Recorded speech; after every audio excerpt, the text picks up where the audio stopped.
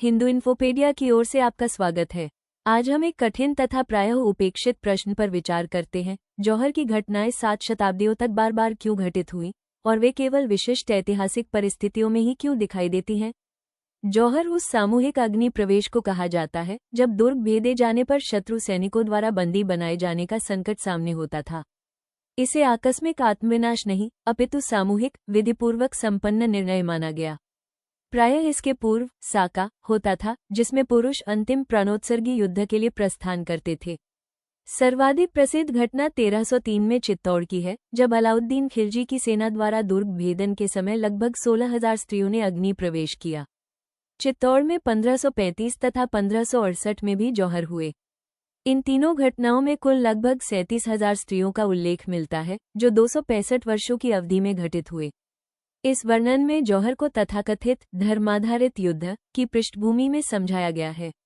राजनीतिक विजय प्रायः भूभाग तथा कराधान तक सीमित रहती है, परंतु यहाँ ये तर्क प्रस्तुत किया गया है कि कुछ धार्मिक विधानों में युद्धबंदी स्त्रियों के दासत्व तथा धर्म परिवर्तन की अनुमति दी गई थी। ग्रंथों में उल्लिखित विधान, व्याख्याएं तथा आचार संहिताएं इस व्यवस्था को स्थायित्व प्रदान करती रहीं। इस कारण पराजित समाज की स्त्रियों को ये संकट पूर्वानुमेय तथा स्थायी प्रतीत होता था। ये क्रम केवल मध्यकाल तक सीमित नहीं बताया गया। 1947 के विभाजन काल में राजौरी, कश्मीर में भी व्यापक हिंसा तथा आत्मोत्सर्ग की घटनाओं का उल्लेख है। वहां बलिदान स्तंभ आज भी स्मरण चिन्ह के रूप में स्थित है।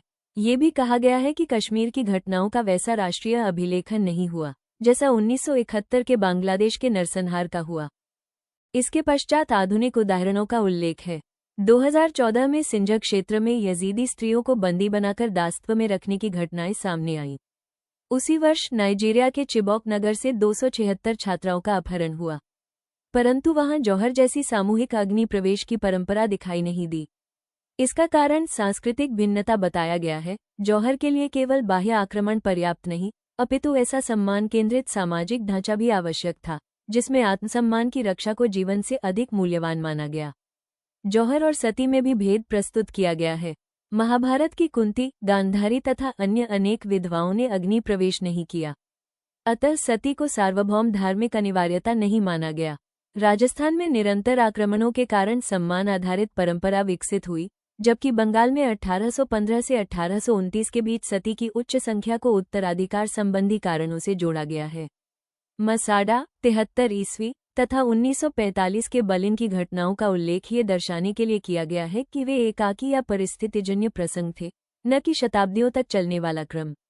समग्र रूप से यह प्रस्तुति जौहर को एक विशिष्ट ऐतिहासिक परिस्थिति में उत्पन्न सामूहिक प्रत्युत्तर के रूप में देखती है, जहां विधिसम्मत दासत्व, धर्म परिवर्तन तथा राज्य रक्षा की विफलता ने समाज को अत्यंत कठोर निर्णयों की ओर प्रेरित किया।